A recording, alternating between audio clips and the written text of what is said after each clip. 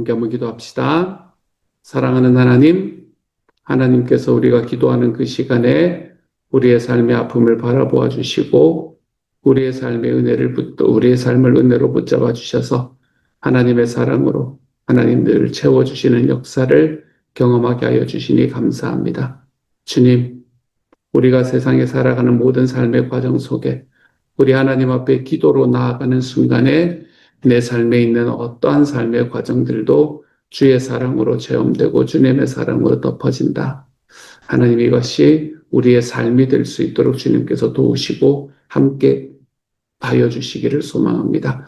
사랑하는 주님, 우리의 삶에 아무것도 없어서 빈손 들고 주님 앞에 나아갈 때에 하나님께서 그것으로 나를 주님의 사역에 동참시키시는 역사를 그 속에서 이루신다.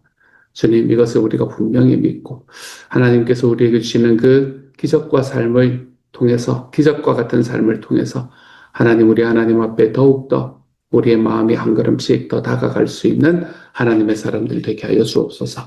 예수님 이름으로 기도합니다. 아멘. 시편 102편 17절부터 28절까지 말씀 함께 읽읍시다. 시편 102편 17절부터 28절까지의 말씀입니다. 우리 같은 목소리로 함께 읽습니다. 같이 읽습니다. 시작. 여호와께서 빈궁한 자의 기도를 돌아보시며 그들의 기도를 멸시하지 아니하셨도다. 이 일이 장래 세대를 위하여 기록되리니 창조함을 받을 백성이 여호와를 찬양하리로다. 여호와께서 그의 높은 성소에서 굽어보시며 하늘에서 땅을 살펴보셨으니 이는 갇힌 자의 탄식을 들으시며 죽이기로 정한 자를 해방하사 여호와의 이름을 시온에서 그 영예를 예루살렘에서 선포하게 하려 하심이라. 그때의 민족들과 나라들이 함께 모여 여호와를 섬기리로다. 그가 내 힘을 중도에 쇠약하게 하시며 내 날을 짧게 하셨도다. 나의 말이 나의 하나님이여 나의 중년에 나를 데려가지 마옵소서. 주의 연대는 대대에 무궁하니이다. 주께서 옛적에 땅의 기초를 놓으셨사오며 하늘도 주의 손으로 지으신 바니이다. 천지는 없어지려니와 주는 영존하시겠고 그것들은 다 옷같이 낡으리니 의복같이 바꾸시면 바뀌려니와 주는 한결같으시고 주의 연대는 무궁하리이다. 주의 종들의 자손은 항상 안전히 거주하고 그의 후손은 주 앞에 굳게 서리이다 하였도다. 아멘.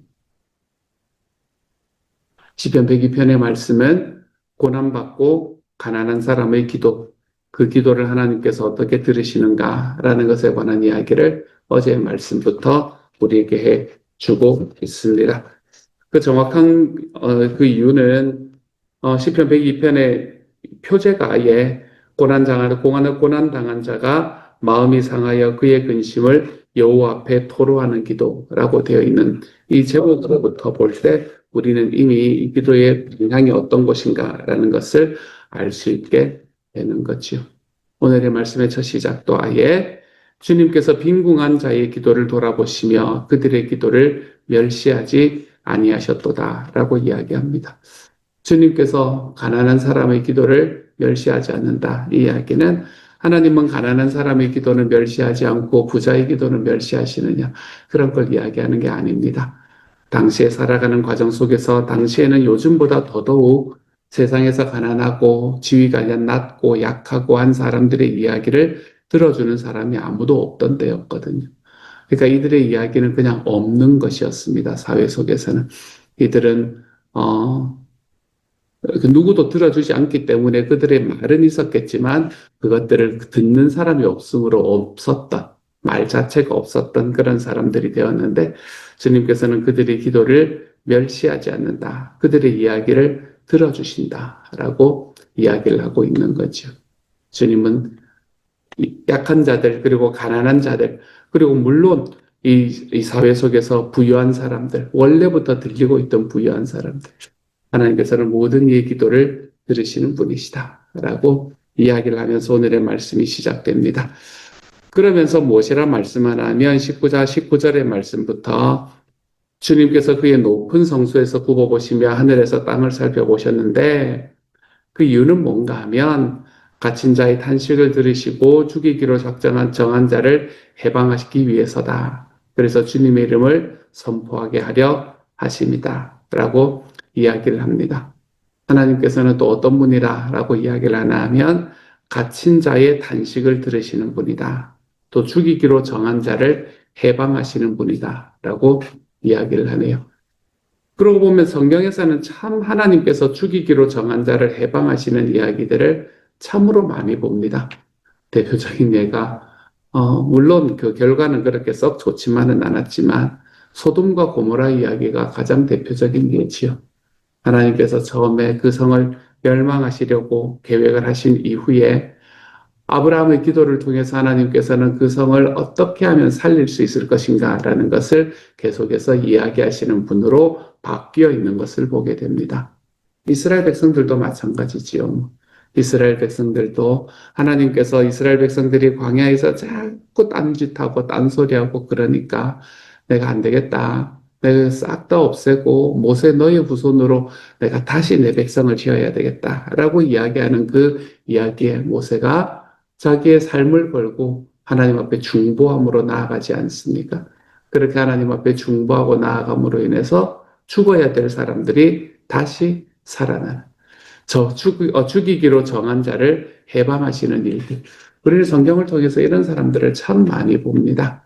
삶에 분명히 죄악으로 인해서 이 사람은 이제 그건 민족에 관한 이야기지만 사람에 관한 이야기도 이 사람은 분명히 죽어야 하는 상황에 놓여 있음에도 하나님께서는 그 사람들을 계속해서 살리시는 경우 요나 같은 사람도 마찬가지지 않습니까?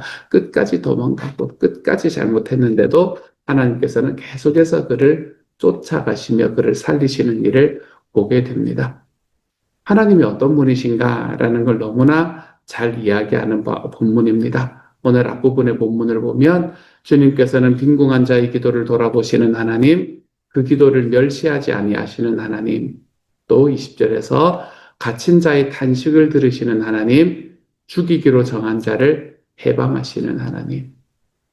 이러한 하나님의 모습이 그때에도 그랬다면 지금도 동일한 하나님의 모습으로 우리에게 다가올 것이라는 것은 너무나 분명한 이야기입니다. 그러니 여러분의 삶이 지금 빈궁한 자리구나 라고 생각이 든다면 여러분의 삶이 지금 갇혀 있구나 라는 느낌이 든다면 내가 지금 살아가는 세상이 죽을 것 같다 라는 생각이 든다면 사랑하는 여러분, 여러분의 탄식을 들으시고 여러분을 해방시키시는 주님을 만날 수 있기를 소망합니다. 그 하나님이 여러분의 마음에, 여러분의 삶에 위로를 더하시는 하나님이 되어갈 수 있기를 소망합니다. 내 아버지이신 하나님이 나를 붙잡으시고 지키신다. 여러분, 이 분명한 확신이 저와 여러분의 앞에 더 들어올 수 있는 하루가 되기를 바랍니다. 여러분의 기도를 멸시하지 않으시고 돌아보시며 여러분의 탄식을 들으시고 여러분을 해방하시는 하나님이 여러분의 삶에 경험되어 내 삶이 조금 더 하나님 앞에 여유롭고 넉넉하고 내 하나님 앞에 행복해질 수 있는 오늘 하루가 되어 가시기를 우리 주님의 이름으로 축복합니다. 그 하나님 좀 느껴졌으면 좋겠어요. 그리고 난 다음에 어떤 이야기가 있는가? 하나님이 어떤 분인가? 오늘은 이야기를 하는데요. 우리 후반부에 바라보면 25절부터 우리가 또 하나님이 어떤 분이신가라는 게 나오지요. 주님께서는 옛적에 땅의 기초를 놓으셨다. 하늘도 주의 손으로 지으신 바다. 그래서 하늘과 땅은 없어서도 주님은 계신다. 천지는 다 바뀌어도 주님은 한결같으시고 무궁하시다. 라고 이야기를 합니다. 하나님의 변함 없으심과 하나님의 능력, 이 두 가지에 관한 이야기를 하고 있네요. 능력 있으신 하나님은 변함이 없으신 분이십니다. 능력이 많으신 하나님은 신실하신 분이십니다. 이걸 이야기를 하고 있네요. 하나님이 우리 아버지가 되신다라는 것은 하나님께서 우리의 삶에 내려주시고 나의 삶에 베풀어 주시고 싶은 것들을 마음껏 베푸실 만한 능력이 있으신 분이다라는 걸 이야기하는 겁니다. 우리 아버지가 제가 이제 아버지 되어보면 너무 잘 알잖아요. 내가 아버지라서 내 마음이야 모든 걸 다 주고 싶지만 아이를 위해서 다 주지 못할 때가 진짜로 많거든요. 없으니까, 안 되니까. 근데 하나님께서는 우리를 위해서 신실하게 우리를 붙잡으시고 우리를 들어주실 준비가 되어 계시는 분이기도 하지만 우리의 모든 기도에 응답하실 능력이 있으신 분이기도 하시고 우리를 창조하셨기에 우리를 하나님 앞에 하나님께서 소원하시는 방향으로 바꾸어 놓으실 힘이 있으신 분이기도 하시다. 능력이 있으신 하나님께서 능력이 있느니까 내가 지금은 하고 싶다가 나중에는 하기 싫어서 안 하다가 또 하고 싶으면 또 하고 이럴 수도 있는 거 아닙니까? 그렇죠? 근데 능력이 무한하신 능력이 많으신 하나님께서는 신실하신 분이시다. 그러니까 하나님께서는 그 마음을 변치 않으신다라고 이야기를 하고 있네요. 저는 여러분이 오늘 하루를 살아가며 이 두 가지 하나님의 모습을 또한 경험하며 살아갈 수 있기를 바랍니다. 주님은 능력이 많으신 분이다. 그러므로 내 삶에 있는 고난과 나의 삶의 빈궁이 내 하나님 앞에서는 하나도 약점이 될 수가 없다. 주님이 능력 있으시니까.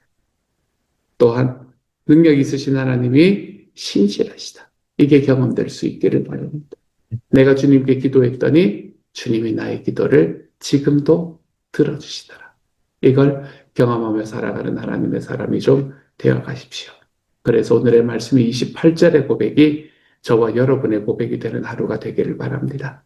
주의 종들의 자손은 항상 안전히 거주하고 그의 후손은 주 앞에 굳게 서리이다. 이 말씀의 축복이 저와 여러분의 삶의 오늘 하루 가득해지는 하나님의 사람이 되어 가시기를 우리 주님 이름으로 소망합니다. 오늘 그거에 이 큐티 이야기 생명의 삶에 뒤에 나오는 묵상 에세이가 제 마음을 참 많이 울려서 제가 평소 때는 잘 언급을 하지 않지만 오늘은 그것에 대한 이야기를 조금 드리려고 합니다. 여러분이 묵상 에세이를 읽어보시면 정말 좋아요.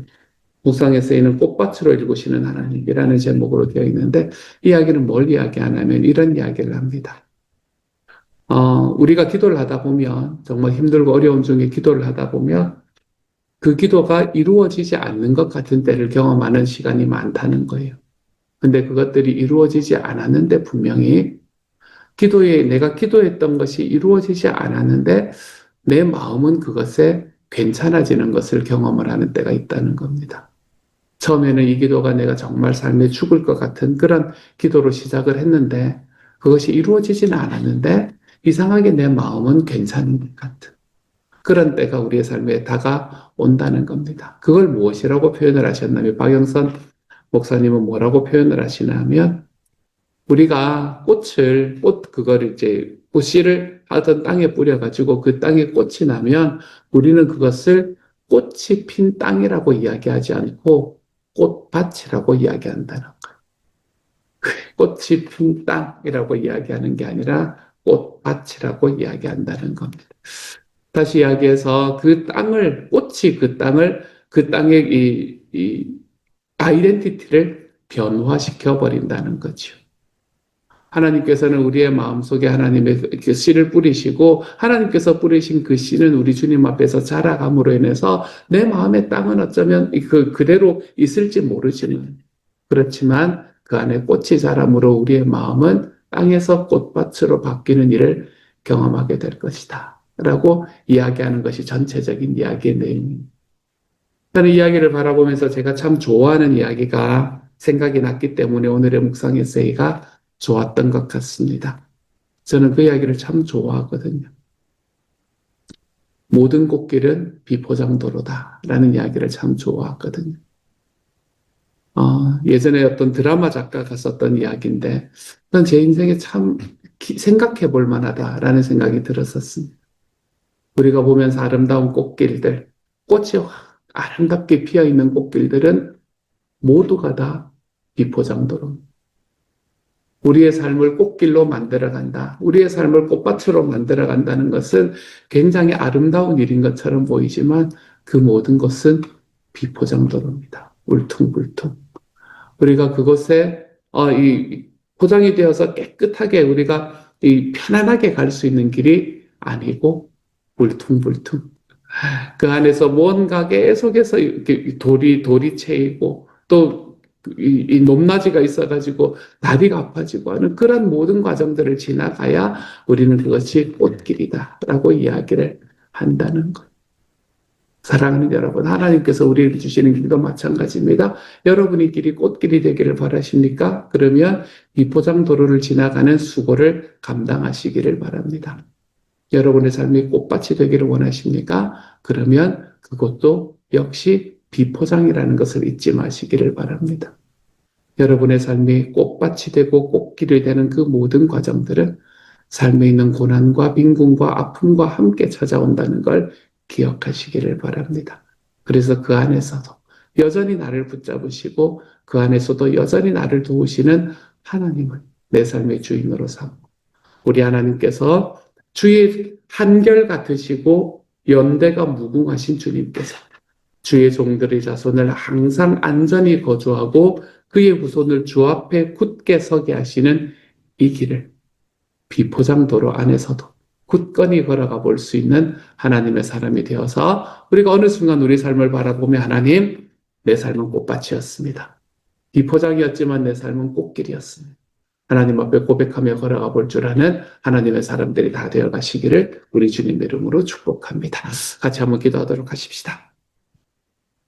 하나님, 모든 좋은 것은 힘들지 않은 것이 없고 모든 즐거운 것은 힘들지 않은 것이 없고 하나님 모든 꽃길은 비포장도로다.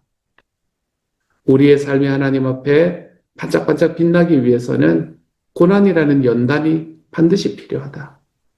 그러므로 내가 고난받는 속에서도 주님께서는 능력 있으시고 신실하셔서 나의 기도를 들으실 뿐만 아니라 우리를 안전한 자리로 주님 앞에 굳게 설 수 있는 자리로 인도하시는 분이시다. 주님이여 이것에 대한 분명한 확신이 있게 하여 주셔서 오늘 하루 우리의 삶의 울퉁불퉁한 길을 건너갈 때에 걸어갈 때에 하나님 우리가 지치지 않고 낙심하지 않을 수 있는 하루가 되도록 주님 도우시고 함께하여 주옵소서.